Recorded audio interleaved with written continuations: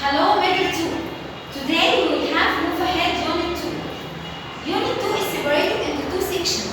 First section it is talking about direct and indirect object, with the meaning of direct and indirect object. As usual, as you know, sentence order is subject, verb, and object. Like she baked a cake. She, subject, baked, verb, a cake is an object. As usual, as you know. But today we will have very different order of sentence. How? We will have two objects. Two objects, not one object. How? When we say he sent a letter to Anna. He, subject, sent verb, and the letter is an object. It's direct sentence, as you know, as usual.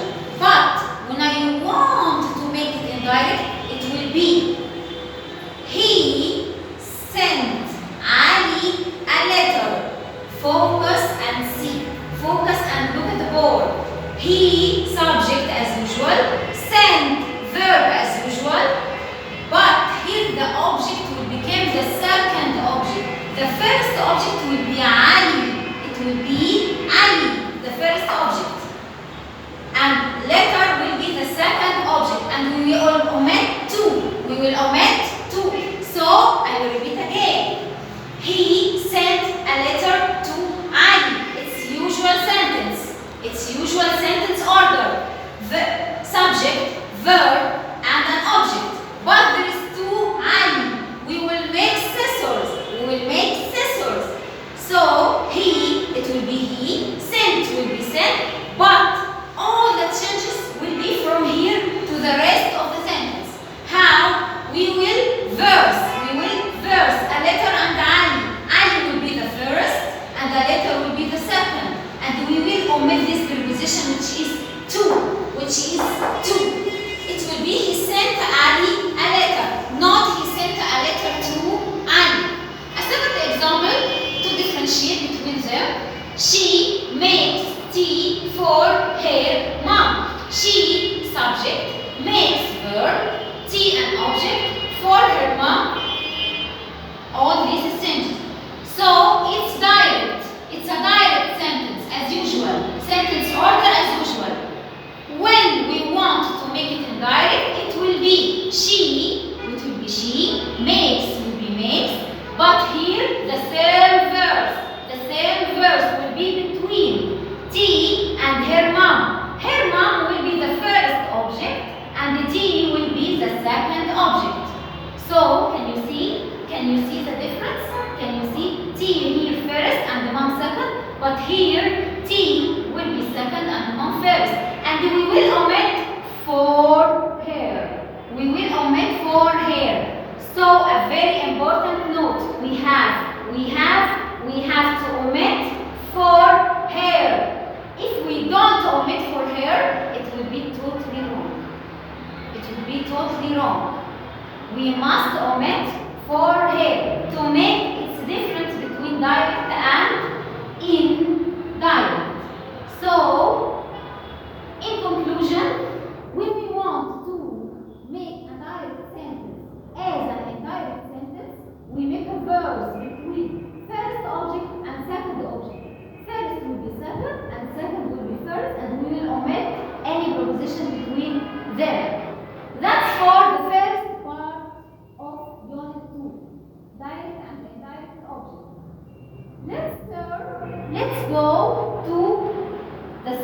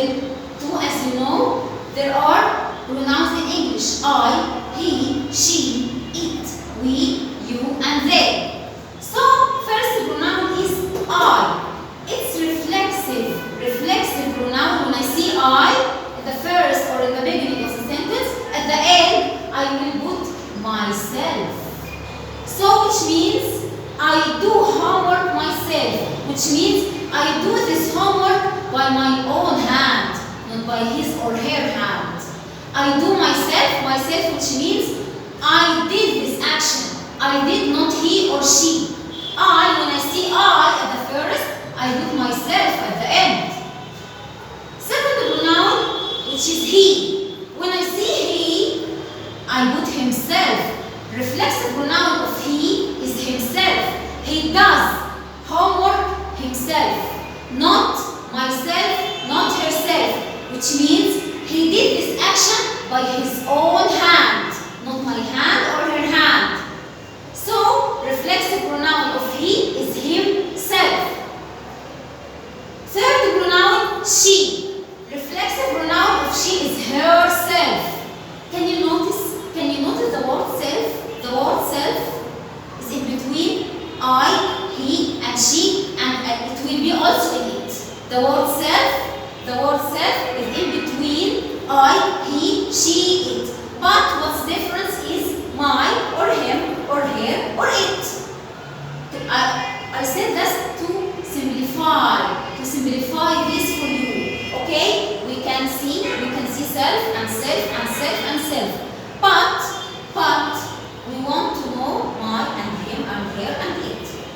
Okay? So reflexive pronoun of she is herself. She does homework herself. So which means she did this action by her hand, not my hand or not his hand. It. Reflexive pronoun of it is itself. It eats food itself. It eats food itself. So the cat or the dog, which is it eats food by itself, not by myself or not himself. So when I see it, I put at the end itself. You focus with me in you. Focus with me in you because you have two reflexive pronouns, not one. Why? Because you have two meanings, singular and the plural. When I say you, when you are one person, I can see you.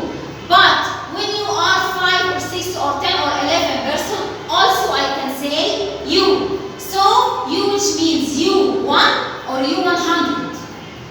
Okay? So when it's singular, the reflexive pronoun of it will be yourself, another self. But focus with the difference between the word self and the word selfish. Selfish, the plural shape of self. The plural shape of self. So when you is singular, I use yourself. But when you is meaning plural, I use yourself with V, not with F. With V, not with F. You write homework yourself. You write homework yourself, which means you write this homework by your hand, not my hand, not his hand. You painted the wall yourself, which means I am talking to plural. I am talking to one and one and one and one, not one just because I put selves.